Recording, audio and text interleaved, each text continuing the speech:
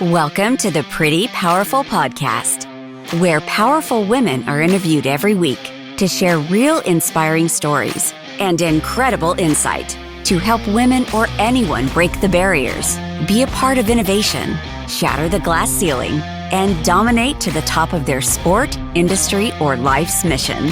Join us as we celebrate exceptional women and step into our power. And now, here's your host, Angela Gennari. Hello, and welcome to the Pretty Powerful Podcast.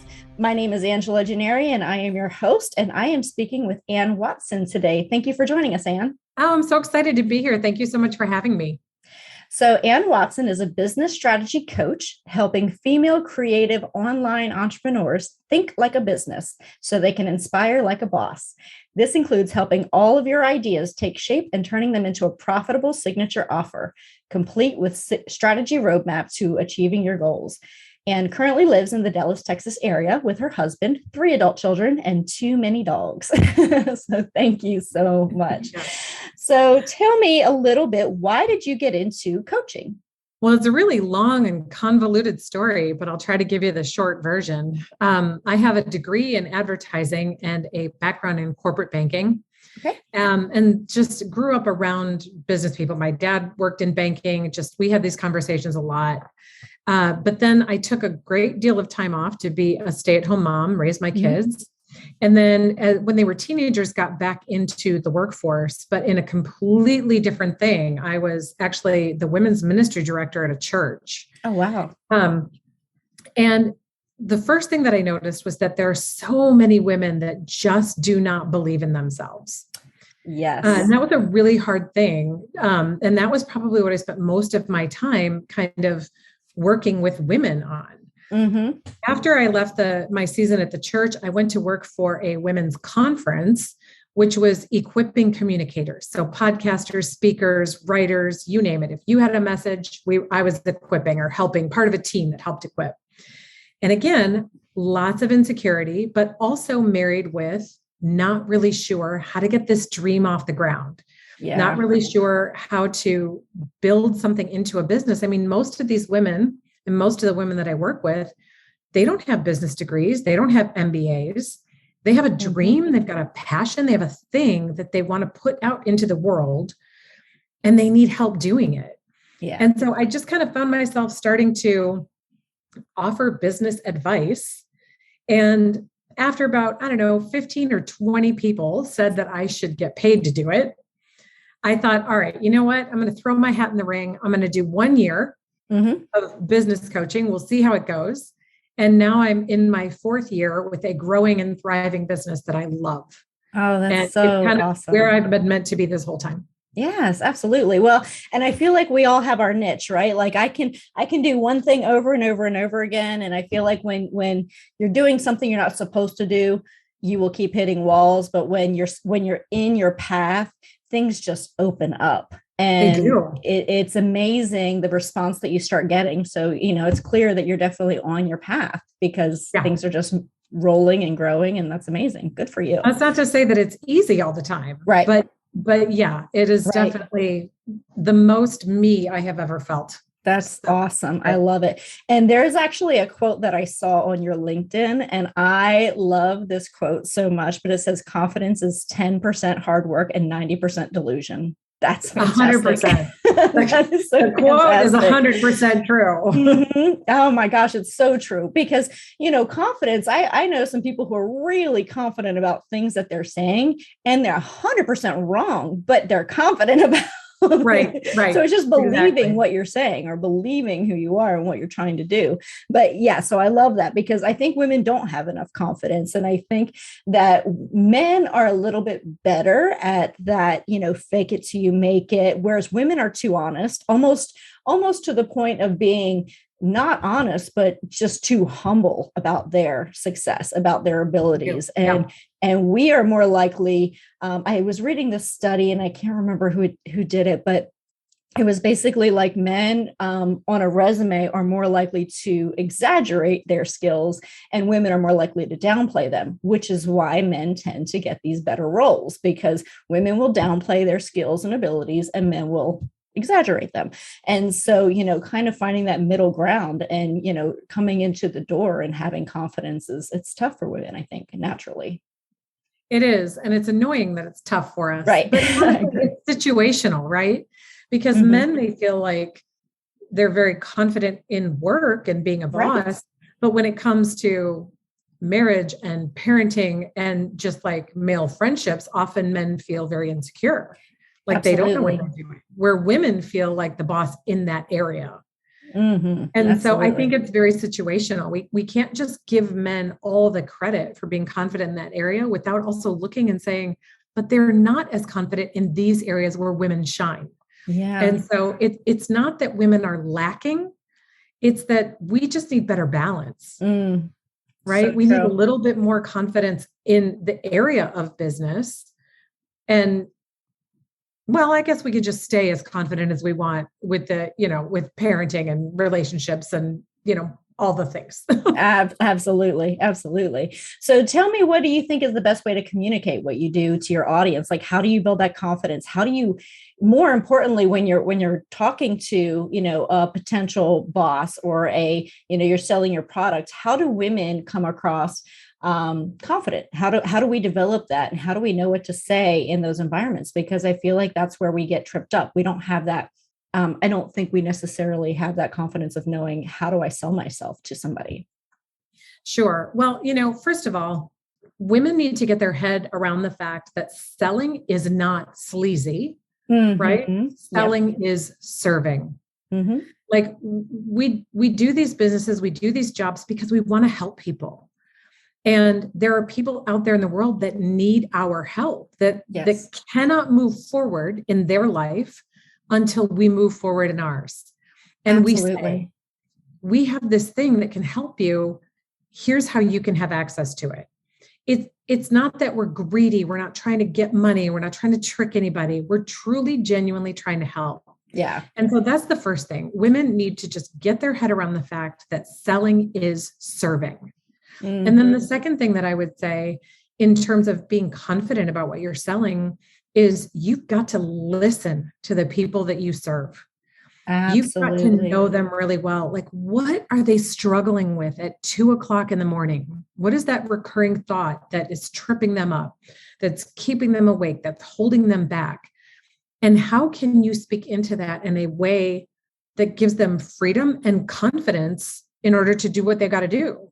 When you really have a good, solid reason, solution, answer to somebody's really big problem, then you are naturally very confident delivering it, as long as you can get over the fear of selling and understand what you're doing is you're serving, you're helping. Yeah, absolutely. I 100% agree with you. And every time a salesperson reaches out to me and it's some kind of like cold thing, I'm like, would you please just research who your audience is? Because if you had emailed me, you could cold email or cold call me all day long. If you're solving a problem that I have, if you're just pitching me something, I'm just going to ignore it because it's not solving a problem. But you're right. Problem solving, going in there and saying, I'm helping, I'm solving a problem that they have is definitely the way to go in, especially, as, with somebody who's going in to say, I want to be confident going into this. You can't be confident cold calling if you know you're going to fail most of the time. But if you say, I know that they have this issue. I know that they have this problem and I know that they're probably struggling with it. And I know how to solve that with my product or my service, and then you can go in that angle, I think you get a lot more response. Absolutely. 100%. Confidence. Yeah. And women do this, I want to point out, all day, every day, right? If you have recommended a book to a friend, you sold your friend that book. I mean, you may not get a profit from it, but you talked about something that helped you that they would enjoy, right? If there's a parenting resource, then you're going to tell your friends about it. You're doing the same thing, but I think where women get tripped up is when it's something that I've created, then suddenly it seems greedy or it seems arrogant. And none of those things are true. It is still born out of love of people and saying, I have been through this. I have learned this. Let me give you my hand and show you how I did it. So you can get over that hump. You can learn quicker than I did, and we can all be successful together. I love it. Yeah, absolutely. That's great. That's a great strategy. Thank you for that. Yeah, So, you talk a lot about personal branding and developing your personal brand. So, what sure. advice would you give to a woman who's saying, you know what? I just came out of college, or I just came out of a hiatus that I took off for a little while, whether it was, having a baby or re-entering the workforce, or, I wanted to pivot and change directions in my career. How would you advise someone in their, personal branding to kind of develop that path? Sure. Well, the first thing that I would say is everybody just needs to take a deep breath, right? Mhm. Because Right. words like personal branding seem complicated and Mhm. intense and hard. And it's just not true. Most of the things that have to do with business are actually very simple concepts. And there are people out there in the world that will, tell you that it's complicated in order to sell you something. Not Absolutely. necessarily all women, but some women will. And I really want to break it down and make it simple for people. Your personal brand is Mhm. how people recognize you when they are not with you. Oh, I love that. That's great. It's just that simple. So if you have ever been in a store, right, and you've seen something and you're like, oh my gosh, so and so would love this, Mhm. you recognize that person's brand. Oh, When yeah. you weren't with them, you recognize something about them that made you think of them. So your personal brand is you being your most authentic self, putting yourself out there, sharing your stories, sharing your passions, sharing your insight, and Mhm. sharing about who you are as a genuine human being. People will relate to you, identify with you, and begin to recognize you when they're not with you. They'll Oh, be that's in some great. store and they'll be like, oh, well, you know what? Ann Watson always talks about wanting to help women be a badass, which I do. And I cannot tell you the number of DMs that I get or email messages from people who are like, I saw this badass book and thought of you. Or, somebody told me I was a badass today and I just had to tell you. Oh, that's so People awesome. begin to recognize it. Like, I Right. just want women to tap into their inner badass. And that's become something in my personal brand that people recognize. And I'm very proud of that. No, that's Like, I, fantastic. I just want that for women. I wish more women could tap into their inner badass. Yes, absolutely. I agree with you. That's amazing. So when you're talking about bring out your inner badass, that really goes along with the whole confidence thing, right? So, Sure. it's all one. Is when you walk into a room and you feel like a badass, you're confident, shoulders are back, and you feel like you can take on that role in that room. And it's so powerful when you can walk into a room and feel confident. It allows you to open up to people, to talk, to have a conversation, to take the stage when it comes to, hey, I'm going to offer the suggestion. I'm going to, I'm sitting in a boardroom full of 20 people, and I'm confident and I feel like a badass, so I'm going to Yep. say what I need to say. And I Yep. think that's where we can step into our power more than any time, because that is hard for women to do, I think, many, many, many times. Well, it is. It's hard for women to do. And let me tell you, just the one thing, the little mindset shift that I had that really helped me to step into that power was understanding that when I walk into a room or a group of people and I have something to say, that thing that I have to say is not going to land for everyone in the room. Hmm. Okay. I am not there to influence an entire group of people. I'm there to provide wisdom or insight or help to at least one person. Mm, And if yeah. I can walk into a room and know that I'm there for one person, whether I ever know her or not, then that helps me tap into my inner badass. But not only that, it helps me to sort of shake off the fear of what the people that don't need to hear it will think. Right. Right. Right. And Yeah. and that has been so key, is just one person, Right. whether it's a room of 300 or a room of 3, there's Hmm. one person that's going to be influenced or impacted by the thing that you say or the badassery that you bring. Hmm. And Hmm. that's enough. Yeah, absolutely. And you're right. Resonating with one person is all it takes. It's all it takes is, you've changed the mindset, or you've changed the thought process of one person. And, I think I've told this story before, but I go to this huge mega church in Atlanta. And I remember going in one day, and our lead pastor was not there. And I remember thinking, oh, this is not really what I wanted to come into today. This visitor guy, like, he looks like he's 22. He can't teach me anything. Right. What am I going to learn? Eye roll here. Exactly. Right. And I was like, I haven't had enough coffee for this. Getting ready to get up and walk out. And I thought, yeah, I'll wait until the right moment, like people are still settling in. And so I listened to the first couple of minutes of what he had to say, and he was talking about a video or something that he was putting together, a film, I think, or a documentary. And he had this confidence issue, and it was I don't feel like I'm good enough. I don't feel like this is going to go over well. Who's going to be my audience? Will anyone watch it? Whatever it is. And so anyway, and then he thought to himself, one person, if this resonates with one person, it was worth it, because at the end of the day, there's one person that's waiting to hear what you have to say, whether it's in a book, whether, and by not doing it, by not saying what's on your mind, by not opening the door to write that book or publish that novel, or, you don't know who you're inspiring, you don't know who you're inspiring and who you're resonating with. And so even if it impacts one person, it is worth it, because that one person is waiting to hear what you have to say.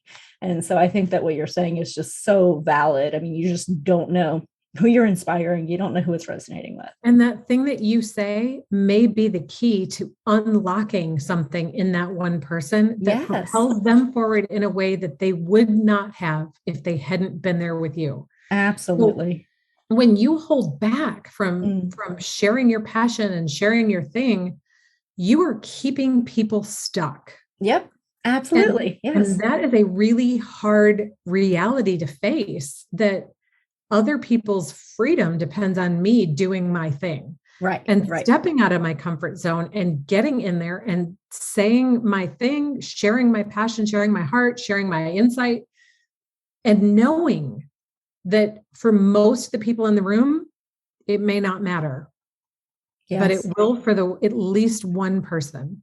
And what you're saying for women, especially, I'm sure is so powerful, because there's not very many things that you can convince me to do. But if you say, if you do this, it's going to help somebody, I'll do it, because we're very empathetic. We are nurturers, we are caretakers. And so, somebody can dare me all day long to do something and I'll just brush it off like it doesn't matter. But if somebody tells me this is actually going to help somebody, then I'm going to do it, And so this podcast started out as a dare. It love it. It was a dare.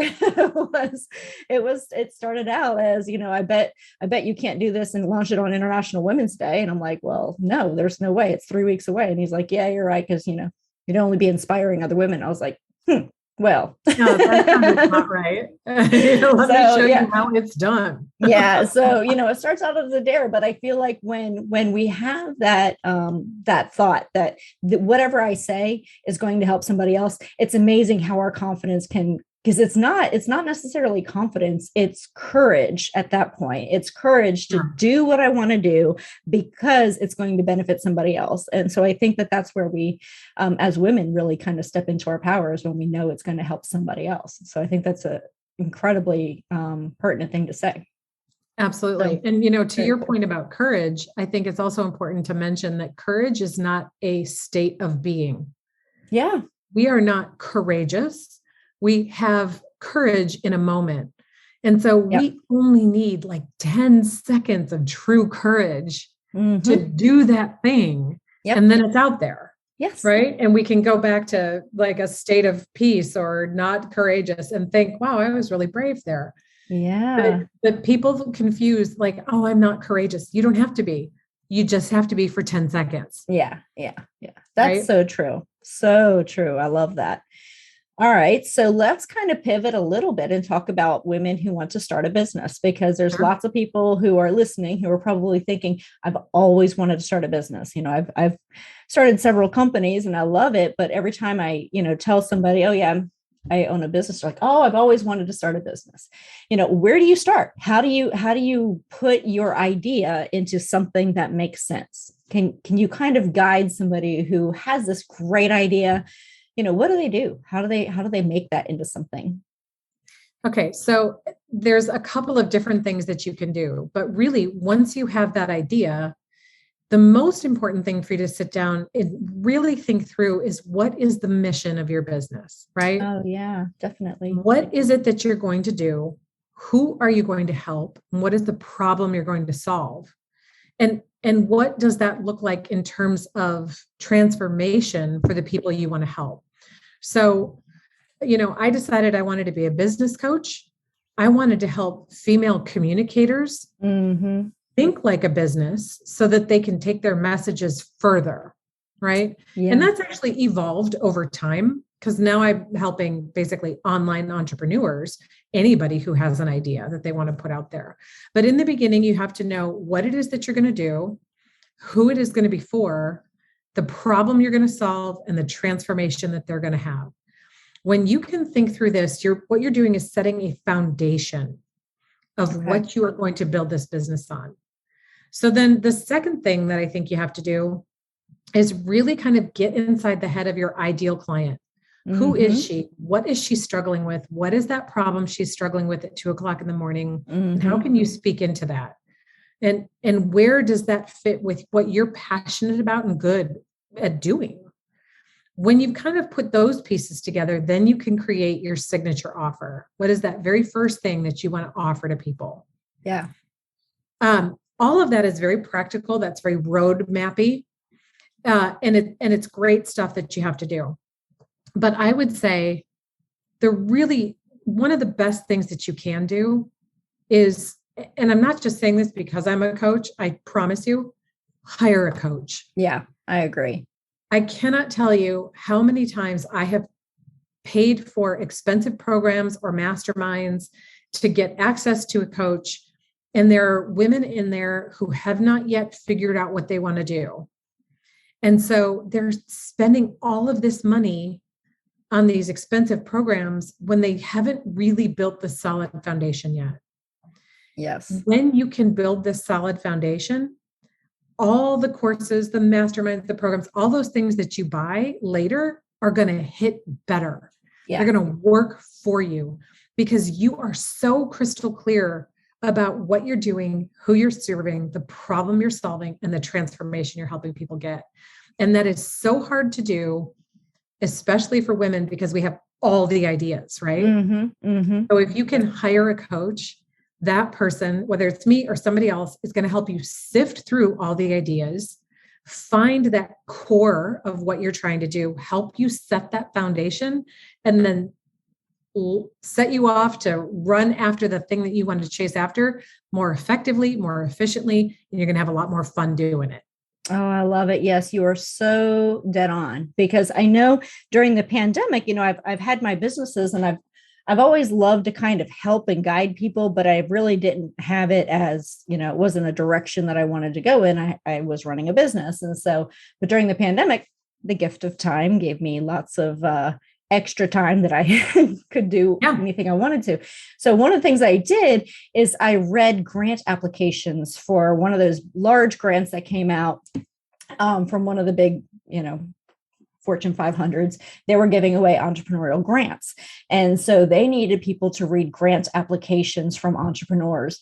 And there were tens of thousands of these things, right? So I'm reading grant application after grant application, and it was astonishing. The grant was only $500, right? So if you need $500 to fix your business, you probably don't have a business, right? You probably have a hobby. So, so that's the first thing is, one of the questions that I had to answer as, a judge in this is, would this $500 completely change the dynamic of their business? And if the answer was yes, it's probably going to be declined, because $500 shouldn't move the needle in your business, right? So Right.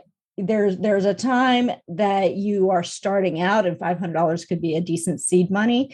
But, if a lot of these businesses have been operating for several years and, they hit the pandemic and things got really tight, and I get that.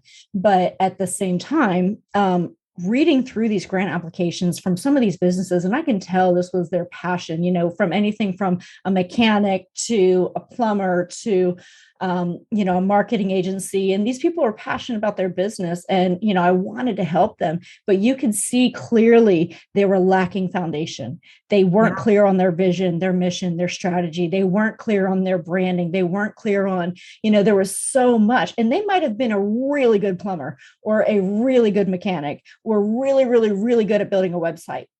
But at the end of the day, they didn't have that foundation that gave them clarity in their business. And 100%. they're never going to see their way out of the forest if that's the case. You have to have somebody guiding you and getting you clear on that vision in order to see, how do I do what I do really, really, really well and have a good business? Because the two of them aren't always the same. I can be a great person. Yeah. I can be a great business owner and a terrible plumber. So. Exactly. But without clarity of that vision, without that solid foundation, you're going to burn out faster. Yep. You're going to chase 10 different things, maybe more, and never see results on those things because you're watering yourself down, right? You're spread too thin. And without really truly knowing what it is that you're doing and creating that one signature offer and giving that a chance to work, more than likely you're going to quit. I think there's some statistic that 93% of entrepreneurs quit within the first 3 years. Yeah, for sure. And part of that is because they never did the work to build that solid foundation around their idea that will help them say better yeses and better nos to all the other ideas that are going to come, but also to the people that they're serving. Your product or service should not be for everyone. Right. It should be for someone specific. I agree with you. And, when people are putting these businesses out there and they're so hungry for business that they're taking on things that they shouldn't take on, and you're right. 100%. If it's for everyone, it's probably not that. You need to clarify, because I did the same thing when I first started my business. I was taking on clients and I'm like, there were things that were way more work than they were bringing in revenue. And, you start to decipher that as you're in business longer and longer and longer, but you have to be able to have a solid enough foundation to get through all those mistakes, because you're going to make mistakes, right? Like it's inevitable. You're going to make mistakes. You're going to have bad business deals. Things are going to go sideways. And as long as you have a solid enough foundation to keep building on, I always say you can't build a castle on sand. So you can build a sand castle, can't really build a castle on sand. So, True. you want a sustainable business that's going to get through all those waves that are coming crashing at your business all the time. Yeah. So, building that solid foundation is where you start. And that way you can make mistakes and bounce. You can bounce and rebound and you'll be fine. But at the end of the day, if you don't have that solid foundation to fall back on, it's probably going to devastate your business. Those small. Exactly. So that's my advice. Do the work to make sure that your foundation is solid, and then everything else will fall into place. And coaches exist literally to help you do that. Absolutely. I agree. And I think hiring the right people to come in and do things for your business, it's not that. I think people wait too long. That's the other thing, is that they do it when their business is crumbling and they have no other ideas, like, I don't know what else to do. I'm going to do this. Like, do it first. Get it done, get somebody in there who can help you with your ideas. It's money well spent. It's money well spent on the people who know what they're doing. And I talk to businesses all the time, and, they're trying to learn everything. And I did the same thing when I was starting my business. I'm like, I'm trying to build my own website. I'm trying to do my own SEO. I'm trying to do this by myself. I'm trying to be my own PR company. And you realize that you're doing all of it inefficiently. And at the end of the day, you're not doing what you're actually good at, which is the services that you're offering in your business. And so, Yeah. Bringing in the experts early on, I think helps you tremendously. I waited too long to bring in attorneys, too long to bring in accountants, too long to bring in all these other services, but it's a hard pill to Just swallow, clears but the it'll clutter. change. Yeah. Yeah. So who inspires you? I follow a lot of influencers. Mm-hmm. I love movies. I love music. I love Broadway shows, all the things. Yeah. And I get a little bit of inspiration from all of those things. But I think over the years, I have realized that I need to be my own inspiration.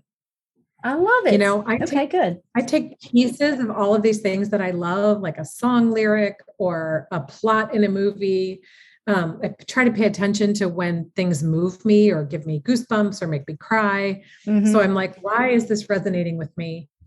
And then I want to turn that back out to people, and hopefully they will be inspired by it. But I just think that we've gotten into a place in our culture where we're looking for other people to inspire us all the time. We've forgotten that we have our own imagination and our own dreams and our own ability to motivate ourselves.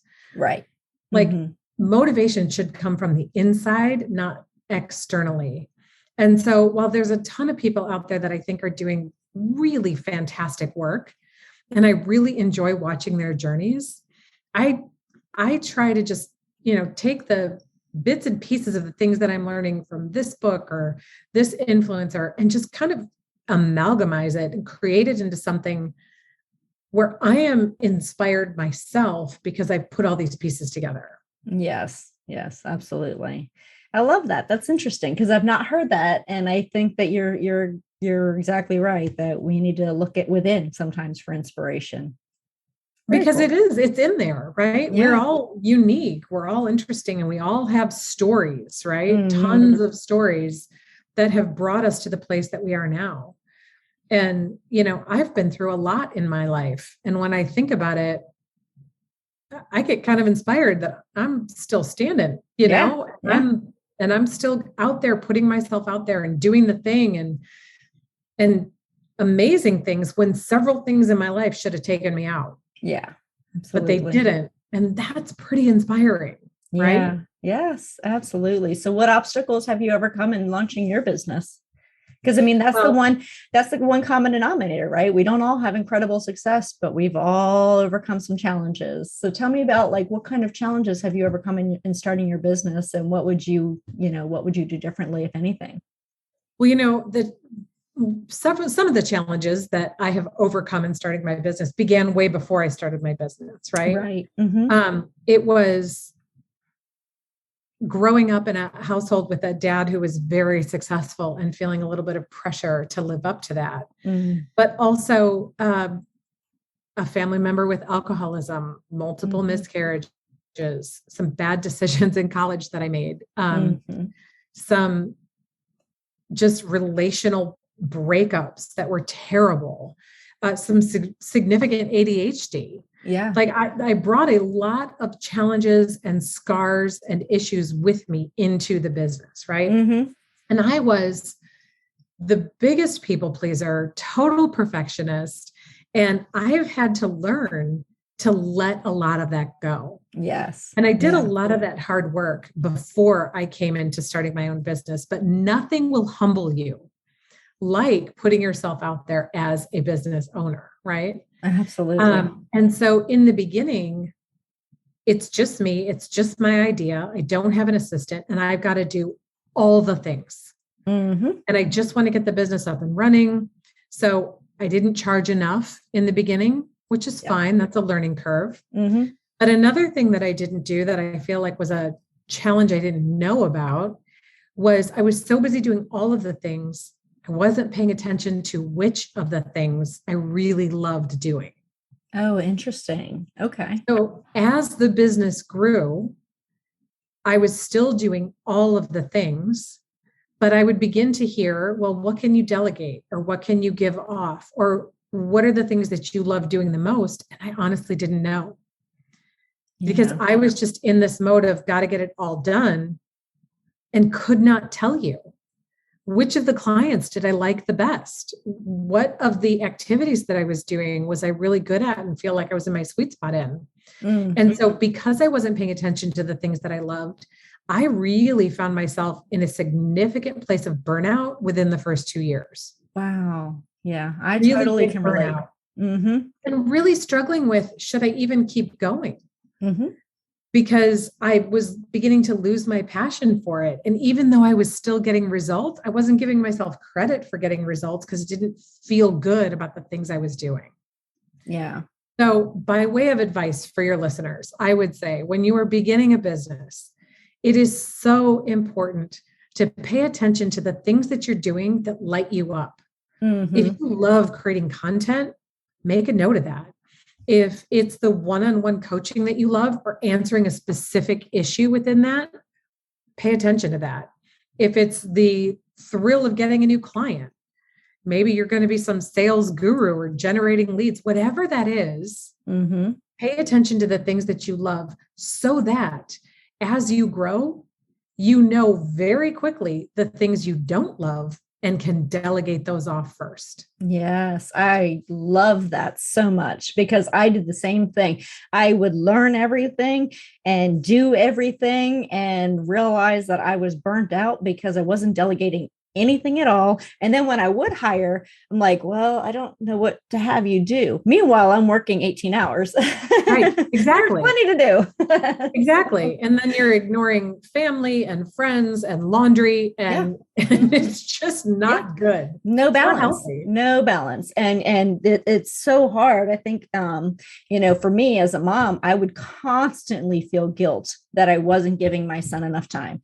I'm not here for this event, or, I work too long, or, I'm making dinner and also working on my computer at the same time. And like, I would always feel so guilty that I didn't have enough balance. And it weighs on you so much. And, when you don't have that ability to delegate, or you're not comfortable delegating like we were, that's where, I think that's where that burnout happens, is I'm doing things that I don't like as much as I'm doing things that I do like, and I don't know how to separate the two. Exactly. 100%. And really, I mean, if you've got to put a sticky note on your computer that says, what did I love doing today? Yeah. So that you just jot it down, pay attention to those things that light you up, and then stay in that lane as much as possible. Absolutely. It may not be perfect. You're still going to have to do some of the stuff you don't love, but as long as you keep your eye on the ball and you stay in your sweet spot, you won't burn out as quickly or at all. And you're going to have so much more fun doing that thing that you started doing because you wanted to help others. Gosh, I love that advice so much. Yes, I think everybody needs to hear that. Good. I'm glad. It's lesson hard won, right? Yeah. So I learned the hard way. Absolutely. Absolutely. So I ask this on every podcast. It's really important because this is, it's called the Pretty Powerful Podcast. So tell me about a time when you gave up your power. Because I think as women, we give away our power a lot, right? To our spouse, to our boss, to our, neighbors, it's them. We don't take credit for what we do for our own success. So tell me a time that you gave away your power, and then tell me a time that you stepped into your power, and what was the difference in, inside? What made you have that courage that time? That's a really interesting question because I think you're right. I think people do give away their power a lot. And I think women often are guilty of giving it away to the nothing, right? Yeah. It's not even that we're giving it away to our spouse or a boss or a friend, as much as we're beating ourselves up for the things we feel like we should be doing. Oh my gosh, yes. One of the things I love to say is stop shoulding on yourself. What does that mean? Stop telling yourself what you should be doing, right? Like you were just talking about how you felt so guilty because you should be spending more time with your son. Yep. There's a time and a season for all of these things. And it's gotten to the point where when I catch myself saying that word should, it's a red flag, right? When I'm like, I should be doing this. I should be having this. I should be further ahead. I should this or that. Then I stop. Wait a minute. I'm exactly where I'm supposed to be doing the thing that I'm supposed to do in the time that I'm supposed to be doing it in. Right. And so too often what it looked like for me to give away my power was being desperately hard on myself, trying to be a perfectionist, trying to please all the people, trying to top my last goal, or setting goals and not hitting them and then thinking I was a failure, not giving myself credit for the things I was doing well. Right. And like, I'll be like, well, this was a waste of a day. And then I stop and think, no, here's actually all the things that I accomplished today. And I kind of forced myself to list them. And that's how I take my power back. I love it. You know, I have a daughter who, she just blows me away. I think that she's so fantastic. And I can't sometimes just get over all of the things that she's accomplished. I mean, she got her college degree, and while she was feeling burnout from that, went on for 2 more years and got her master's. Wow. But during that time, she also studied abroad in 2 different foreign countries for 2 different semesters, one as a TA and one as a student. And then she went on a trip to Japan with a professor. She got a scholarship for that for 3 full months. Right. Wow. And I'm sorry, that was 1 month that she did that one, and just was unafraid to go in at a restaurant and look at a menu and order something based on a picture without actually knowing what was in it. Right. She adopted a dog during that time. She was, in a sorority. She met the love of her life. Like she's just so accomplished, and she's a really good human being. And so when she got through her master's degree and she got an apartment, she got a job, and she's living on her own, my husband says to her, it's time for you to pay your own bills. Yeah. We're done. We're removing the safety net. Right. And she panicked. Oh, wow. How am I going to do this?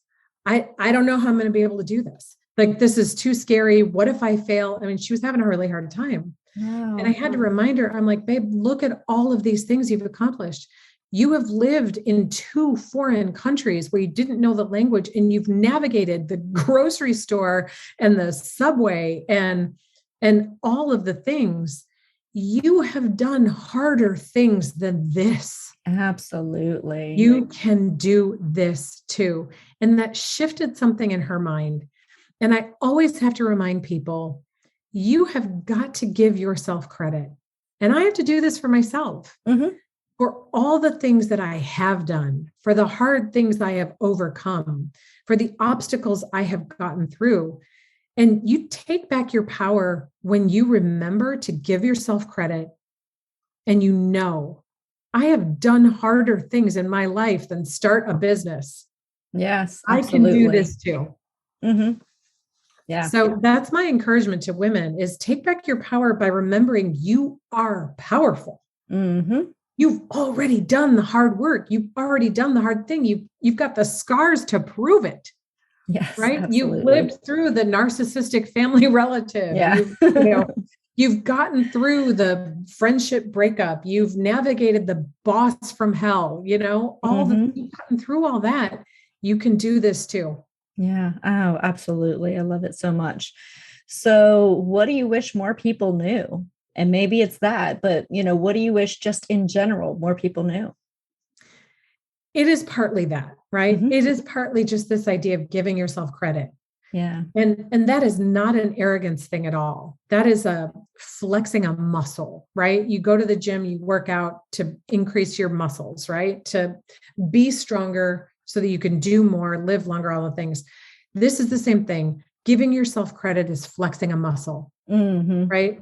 That's all you need to do. But what I really wish people knew, or really they know, but I wish that they understood on a different level, is that there are going to be hard days. There are going to be days when you don't do as well as you think you should, or maybe you do flat out fail. Yeah. That's okay. Yeah. There's going to be good days too.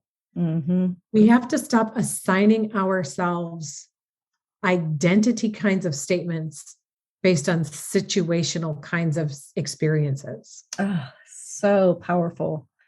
I mean, powerful. If you put yourself out there, you created this program and you want 10 people and you only get 2, you didn't fail. You got 2 people. That's amazing. Celebrate that. right? You're going to grow. And next time, maybe you'll get 4. And then there will come a day when you're hoping for 10 and you get 50. Yeah. But knowing that hard days are going to come, bad things are going to happen. And it's just part of it. It doesn't mean you stink at what you do. It doesn't mean you should quit. It doesn't mean people are thinking of you badly. It doesn't mean people are thinking of you at all. Yeah, this is true. It just is what it is. You cannot assign an identity to yourself based on a situational experience. Oh, that's great. I love that advice. Well, this has been really, really, really enjoyable. I have learned a lot. I feel like everything that you've said will definitely resonate with our audience. And I'm so, so grateful that you took the time to talk with me today. Oh, this is fun for me. I love talking about this stuff. I could do it all day long. So thank you so much for having me. Yes, absolutely. So our time is ending today, but I am looking forward to speaking with you again, Anne. And if anyone wants to get in touch with Anne Watson, please go to our website at prettypowerfulpodcast.com and you can check her out. So thank you again. All right. Have a great day. Thank you so much. You too. Bye. Thank you for joining our guests on the Pretty Powerful Podcast. And we hope you've gained new insight and learned from exceptional women. Remember to subscribe or check out this and all episodes on prettypowerfulpodcast.com. Visit us next time, and until then, step into your own power.